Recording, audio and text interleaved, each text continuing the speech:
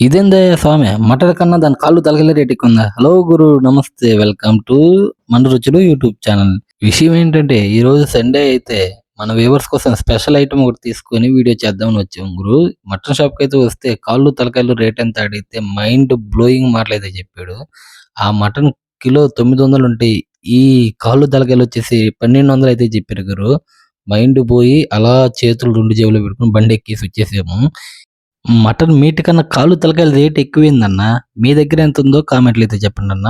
అలా వచ్చే దారిలో అయితే మాకైతే చేపలు కనిపించాయి. సరేలే మనకి బాగా ఫేవరెట్ ఫిష్ అయితే బొచ్చ అయితే తీసుకున్నాము. ఒక 2 కిలోస్ కేజీ వచ్చేసి 200 లెక్కనండి.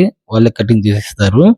ఇంకా అవకాలైతే ఇచ్చేసాము కట్ చేయమని చెప్పి. అవైతే నీట్‌గా అయితే మనకి చిన్న చిన్న ముక్కలు కట్ చేసేసి మటన్ ఇంతింత రేట్లుగా అయితే మనం మిడిల్ క్లాస్ వాళ్ళు కొనలేమండి. అందుకని ఈ చేపలైతే తీసుకొని మనం నెల్లూరు స్టైల్ చేపల పులుసు అయితే చేయడానికి వెళ్తున్నాం. ఇలా కవర్‌లో వేసుకొని ఇంటికైతే తీసుకొచ్చారండి. ఆ చేపలను వచ్చేసి మనం ఫస్ట్ కడుక్కోవాలి ఒక 2 సార్లు వచ్చేసి వాటర్‌లో. అలా మా వైఫ్‌కి ఇచ్చేసాను. అలా చేపలను 2 సార్లు క్లీన్ చేసి ఇదిగోండి నీట్‌గా క్లీన్ చేసుకున్న ముక్కలు సెపరేట్‌గా తీసి ఒక బౌల్‌లో ఏసుకున్నామండి. మనకు కావాల్సిన ఇంగ్రీడియన్స్ వచ్చేసి చింతపండు నానబెట్టుకోవాలి. అలానే 2 ఎర్రగడ్డలు, 2 టమాటాలు, 2 పచ్చిమిర్చిలు అయితే తీసుకున్నామండి. ఇంకా ఎర్రగడ్డలు అయితే మనం పటపట కట్ చేసుకున్నామండి.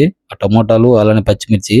ఈ కట్ చేసుకున్న టమోటాలు అయితే వచ్చేసి మనం టమోటా పేస్ట్ అయితే చేసుకోవాలండి. ఆ టమాటాలనేవి వచ్చేసి మనం గ్రైండర్‌కేసుకొని టమాటా పేస్ట్ చేసుకోవాలి.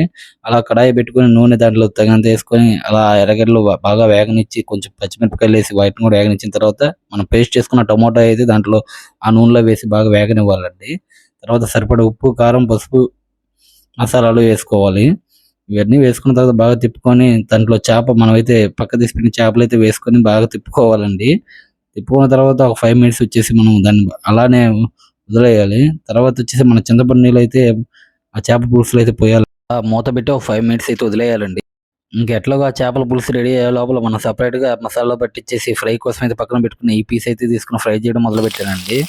గురు ఇప్పుడైతే మనం చేసుకున్న చేప ఫ్రై అలానే నెల్లూరు చేపల పులుసు రెడీ అయిపోయిందండి. ఇప్పుడు ఇది టేస్ట్ చేసి ఎలా ఉందో మీకు చెప్తాను. చేప ఫ్రై అయితే చాలా బాగుందండి. అలానే మనం నెల్లూరు స్టైల్‌లో చేపల పులుసు చేసుకున్నాం కదా! ఇది ఎలాగుందో మీకు చెప్తాను.